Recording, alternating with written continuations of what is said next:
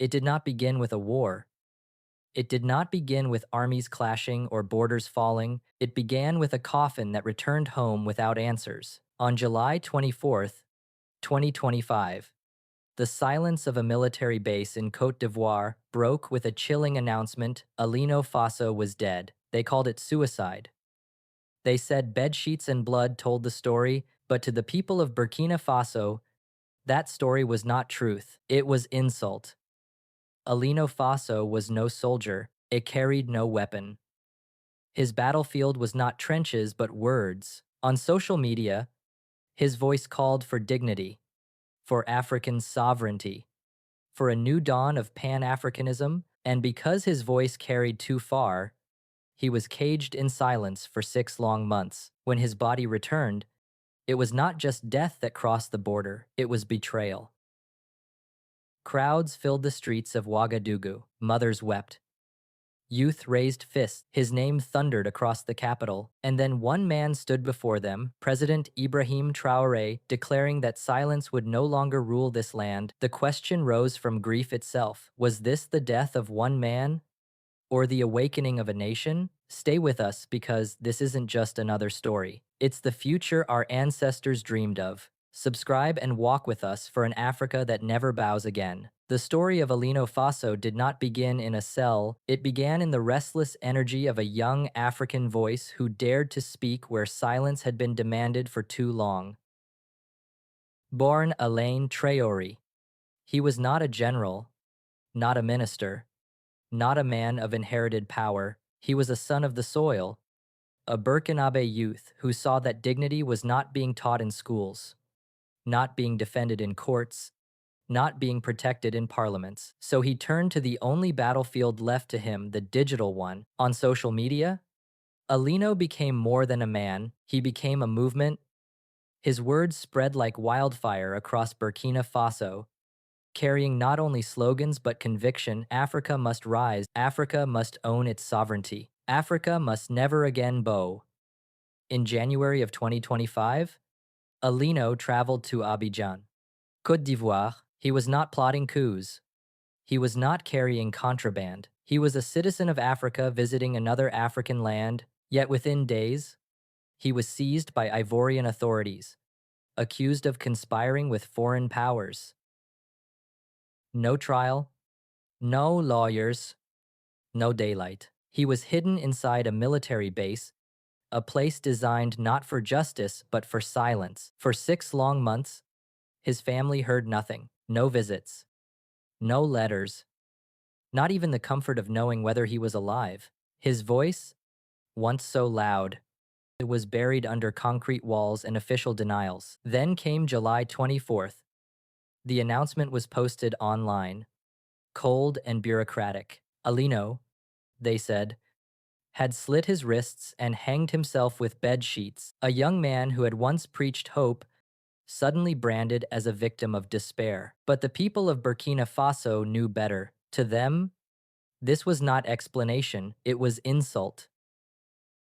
Suicide was not his language, and the idea that he had chosen to end his own life rang hollow to every ear that had ever heard his words thunder with belief. When his family learned of his death, it was not through the dignity of a government call, but through whispers online. When his body finally returned across the border to Ouagadougou weeks later, it carried not only the weight of his lifeless form, but the heavy burden of betrayal. Mothers wept openly in the streets. Youths painted his face on the walls of schools, markets, and stadiums. His name, once typed on screens, now roared in chants that shook the capital, from graffiti to funeral songs, from football arenas to family altars.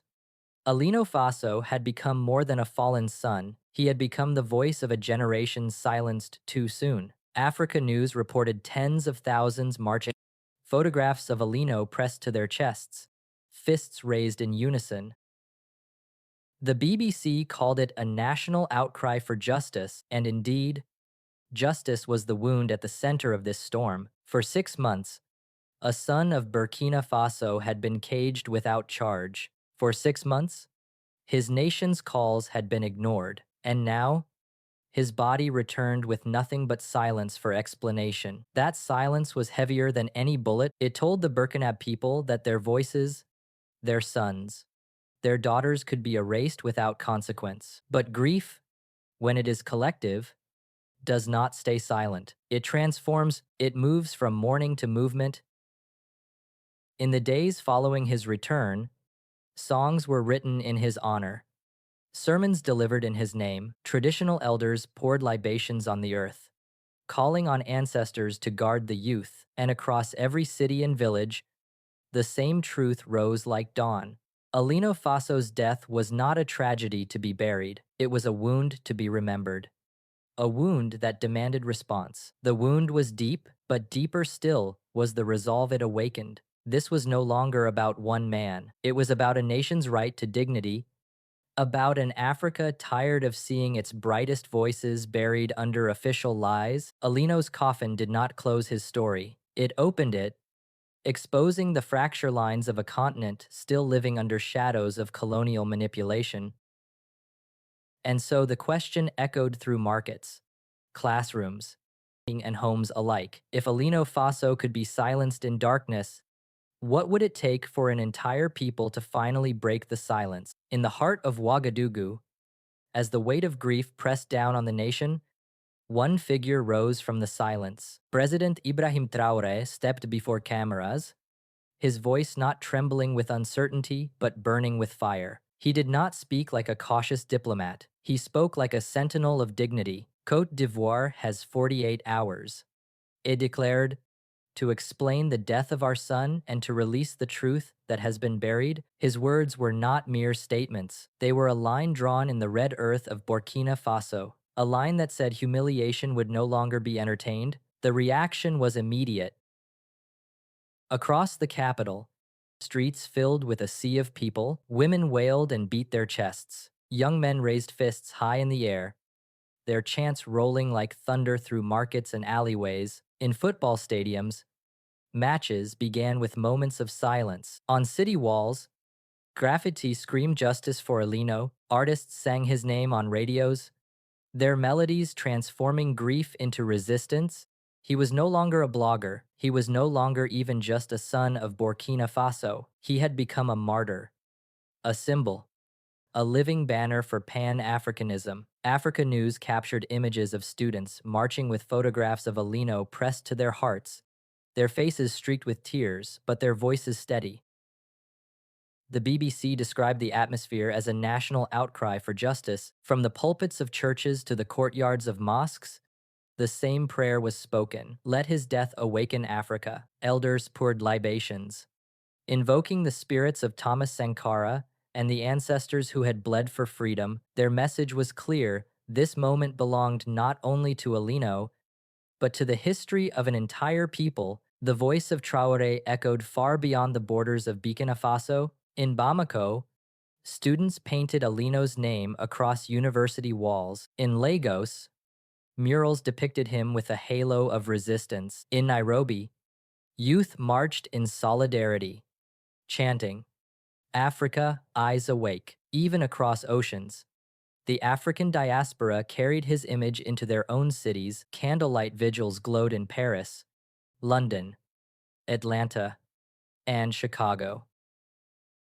African Americans, Afro-Caribbeans, and Afro-Brazilians raised placards declaring that an attack on one African voice was an attack on all. On Capitol Hill in Washington, African-American lawmakers demanded to know why the United States continued to support regimes accused of silencing dissent. On French television, commentators admitted that trust in Paris's influence across West Africa was at its lowest in decades. Everywhere, the name Alino Faso was forcing governments and institutions to answer uncomfortable questions they had long buried. But the heartbeat of this defiance remained in Wagadugu. Crowds gathered outside the National Assembly, not to beg, but to cheer as Traoré announced further measures. Civil society groups, artists, Student Union, and religious leaders rallied as one. For the first time in decades, the nation's pulse seemed united by a single demand: truth and dignity. And in that unity,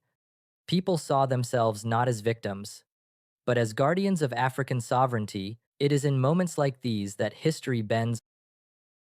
One man's voice, silenced by chains, returned amplified by millions. One coffin, meant to close a chapter, instead opened a new book, written in the language of defiance, and one leader, President Ibrahim Traoré, became not just the head of a government, but the face of a people refusing to bow. His ultimatum was more than politics. It was prophecy. In marketplaces, people whispered the same words again and again. Alino did not die in vain. His silence had been weaponized into unity. His absence had become presence. His death, instead of breaking a nation, had bound it together tighter than ever before. And so the question spread from Wagadugu to the world. If one voice could awaken millions, what could millions awaken together?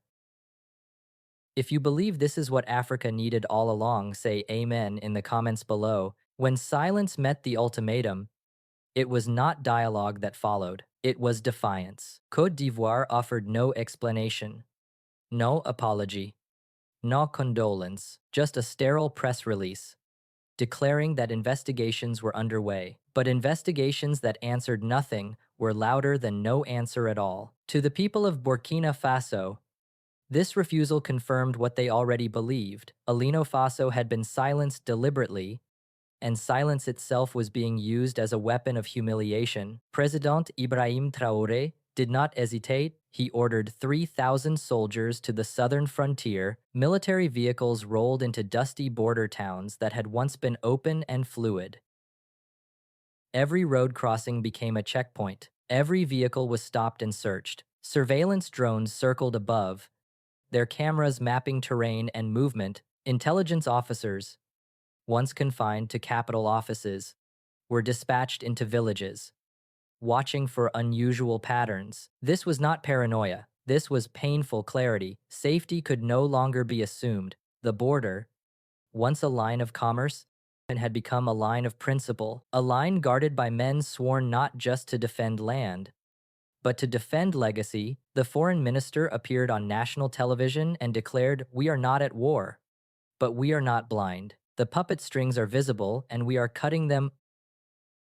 His words reverberated across West Africa. It was no longer simply about Alino. It was about sovereignty, about whether African voices could still be silenced without consequence in the 21st century. The government announced the suspension of all diplomatic cooperation with Côte d'Ivoire trade agreements, envoys, regional initiatives frozen indefinitely. The Burkina ambassador was recalled from Abidjan. The message was unambiguous. Dignity is not negotiable. Rumors spread quickly.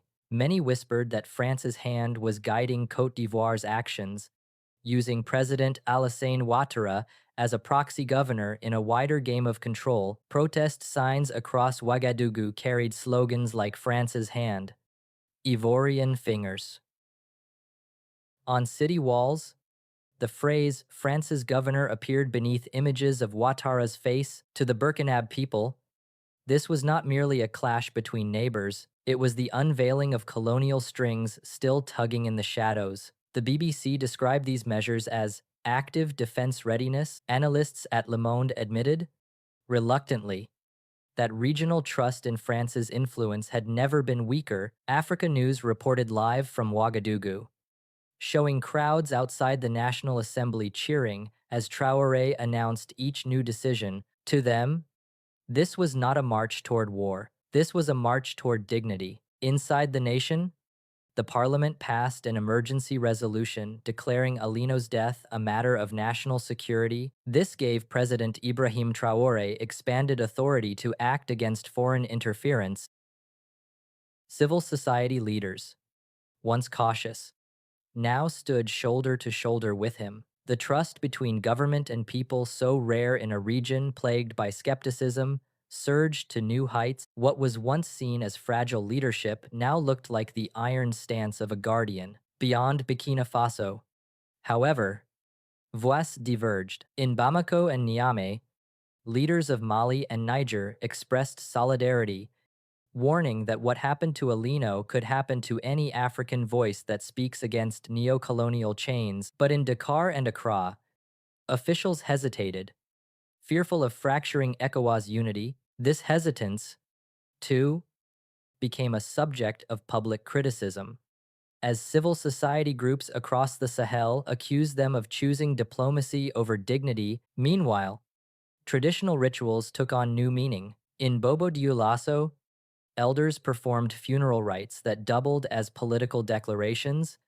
calling on the ancestors to guard Burkina Faso's youth against betrayal. In villages across the countryside, local markets organized donation drives to support border troops.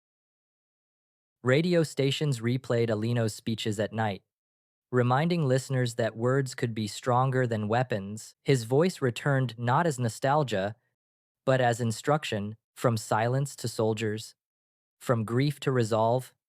The nation had crossed into a new chapter. The line at the southern frontier was more than a border, it was a fire-drawn boundary.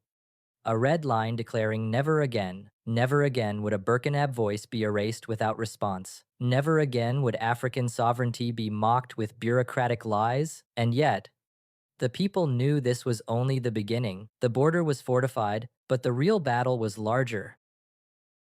The real question was not whether Burkina Faso could guard its frontier, it was whether Africa itself could finally cut the strings that had bound it for centuries. The death of Alino Faso was not contained within the borders of Burkina Faso. It traveled, it rippled outward, shaking institutions, splitting alliances, and awakening a continent that had too often been asked to accept silence. What began as a coffin in Wagadugu became a call that no capital could ignore. In Abuja, the headquarters of ECOWAS trembled with division. Some member states urged caution, whispering that Burkina Faso's defiance threatened regional stability. Others, especially Mali and Niger, stood firmly with President Ibrahim Traoré. They declared publicly that Alino's death was not an isolated crime, but a warning to all African nations. If one voice could be silenced without consequence, then no sovereignty was safe. The split was clear. ECOWAS was no longer united in rhetoric. It was fractured by principle. From this fracture emerged a different bond, the Sahel Alliance. Mali, Niger, and Burkina Faso, already bruised by terrorism and betrayed by foreign partners, declared their solidarity not only in defense but in dignity. Together, they promised to build joint institutions, a shared development bank, biometric passports for regional movement, a unified defense command. This was not just paperwork, it was resistance. Pan Africanism, written into policy. Africa News described it as a new front in the struggle for African sovereignty. Meanwhile, the African diaspora carried the fire across oceans. In New York, African American elders gathered in Harlem, lighting candles beneath murals of Malcolm X and Martin Luther King Jr., now joined by the image of Alino Faso. In Atlanta and Chicago, vigils echoed with chants Justice for Alino, Justice for Africa. Afro-Caribbean communities in Trinidad and Jamaica held processions calling Alino a son of the black world. Afro-Brazilian activists painted his face on banners carried through Salvador's streets. His death, once hidden in a military base, had become a global emblem of defiance. In Washington, the resonance was sharp. Lawmakers on Capitol Hill faced tough questions from African American representatives. Why does the United States continue to fund regimes accused of silencing dissent in Africa? Civil rights leaders reminded American audiences that the same struggles for dignity faced by black people in Montgomery or Selma were now being fought by Africans in Abidjan and Ouagadougou. The link was undeniable. Sovereignty abroad was tied to justice at home. In Paris, the silence was even heavier. The French government refrained from formal comment, but French newspapers began publishing editorials with unprecedented candor. Le Monde asked openly whether France's influence in West Africa had rotted beyond repair. Protesters in Bamako, Dakar, and Wagadugu held placards depicting President Alassane Ouattara not as a head of state but as France's governor. The image spread like wildfire across Francophone Africa, challenging leaders to prove whether they stood with their people or with Paris. Across the continent, solidarity movements bloomed. In Nairobi, university students painted murals of Alino's silhouette surrounded by halos of resistance. In Lagos, hashtags like number Africa Eyes Awake and number Justice for Alino flooded social media. In Johannesburg, Pan-African thinkers gathered in conferences, declaring his death not as an end, but as the rebirth of a continental consciousness. But perhaps the most striking echo came from within Burkina Faso itself. The grief had hardened into steel. Civil society groups began archiving testimonies of political prisoners and disappeared voices, determined to build what they called a People's Truth Commission. Religious leaders preached not only of heaven, but of justice on earth. Schoolchildren recited Alino's name in classrooms, not as a victim, but as a teacher. President Ibrahim Traoré seized this moment. His speeches, already fiery, now resonated with a deeper chord. He spoke not only for Burkina Faso, but for Africa. His words were carried on radio waves, replayed in diaspora churches, quoted in Pan-African journals. The world began to notice. Captain Ibrahim latest news trended across African networks. Burkina Faso latest news dominated international broadcasts. Analysts began calling him the voice of a sovereign Sahel. To his people, he was simply the leader who refused to bow. This was the power of Alino's death. It did not paralyze. It mobilized. It turned villages into rallies, sermons into protests, and silence into song. It forced ECOWAS to reveal its fractures. It gave birth to the Sahel Alliance, and it reminded the diaspora that the struggle for African sovereignty was not history, it was present tense. The coffin of one man had become the rallying cry of millions, and yet, the question lingered. If Africa could rise in solidarity for Alino Faso, could it rise in unity for itself? Out of grief, nations either collapse or they are reborn. In Burkina Faso, the death of Alino Faso became not only a wound, but a seed. President Ibrahim Traoré understood that pain could not be left to rot. It had to be planted. It had to be transformed into something that would grow, and so he began to speak not of endings, but of legacy. At the entrance to Wagadugu, he ordered the construction of a monument that would rise from the red earth in Alino's name, not a statue hidden in a park, but a towering marker visible to every traveler who entered the capital. Let no child pass this place without knowing his story. Traoré declared, let no foreigner enter without seeing what silence has cost us. The monument, he insisted, would not be a symbol of mourning but of vigilance, a reminder that African sovereignty must be defended with memory as much as with arms. But he did not stop at stone and bronze. He turned to the future. Schools across Burkina Faso were instructed to include Alino's story in their curricula. History lessons once silent about the disappeared would now carry his name. Teachers told students that sovereignty was not a gift inherited from colonizers. It was a responsibility carried on their shoulders. In classrooms from Wagadugu to Kaya, children began to repeat a new lesson. Alino did not die because he was wrong. He died because he was right.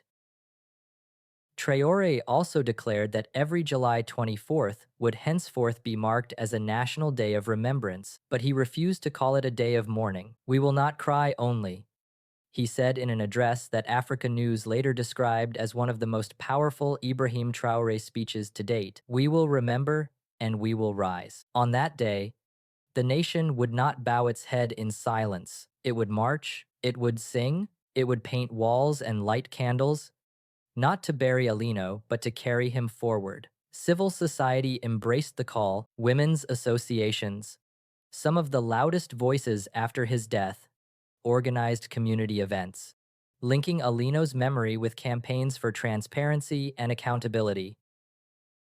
Youth groups staged plays, reenacting his final months in detention, reminding audiences that sovereignty without justice was an empty promise. Religious leaders wove his story into sermons, comparing his sacrifice to those of martyrs who had given their lives so others might stand free. The ripple effect extended beyond the nation's borders. In Bamako and Niamey, governments announced their own commemorations. In Dakar and Accra, diaspora communities held cultural festivals in his honor. Across Francophone Africa, murals of Alino appeared, his silhouette painted with halos of fire, his words scrawled beneath Africa, eyes awake. This transformation of grief into legacy was not accidental. It was deliberate. Traore knew that martyrs can be forgotten unless their memory is institutionalized. By embedding Alino's name into stone, into history books, into the rhythm of national holidays, he ensured that the youth of Burkina Faso would inherit not silence, but story. And this was larger than one man. In speech after speech, President Ibrahim Traoré reminded his people of Thomas Sankara, the revolutionary who had once dared to say, "We must dare to invent the future." Traoré declared that Alino Faso was part of that invention, part of a chain of Africans who had paid the ultimate price to lift dignity above despair. The resonance was undeniable. In diaspora communities, Alino's face was carried alongside Sankara, Patrice Lumumba, Martin Luther King Jr., and Malcolm X. Pan Africanism, once treated as theory, now felt like lived reality. For the first time in decades, the cry for African sovereignty was not confined to books or conferences. It was written on walls, sung in songs, taught in schools, and carried in marches. In this way, death was reversed. Alino Faso was gone, but his absence became presence.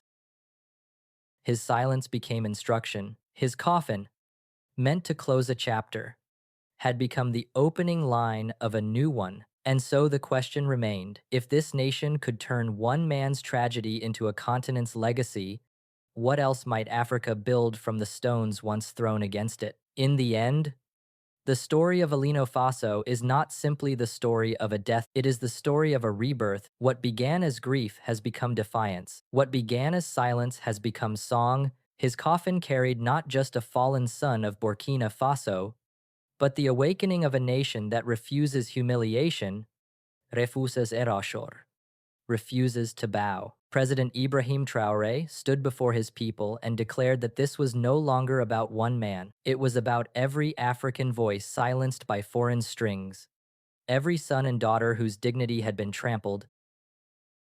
His stance, echoed in every Ibrahim Traoré speech, was clear: sovereignty is not inherited, it is defended, and from Wagadugu to Bamako, from Lagos to Atlanta, the cry was the same: Africa must rise. The Sahel Alliance, once only words, has become a shield. Pan Africanism, once only theory, has become a rallying drumbeat. In classrooms, children recite Alino's name. In churches and mosques, his memory is folded into prayer. In diaspora, cities across the Atlantic, candles burn with his face above them, reminding the Black world that African sovereignty is not an idea, it is a demand. This is why the Captain Ibrahim latest news is not just politics, it is prophecy.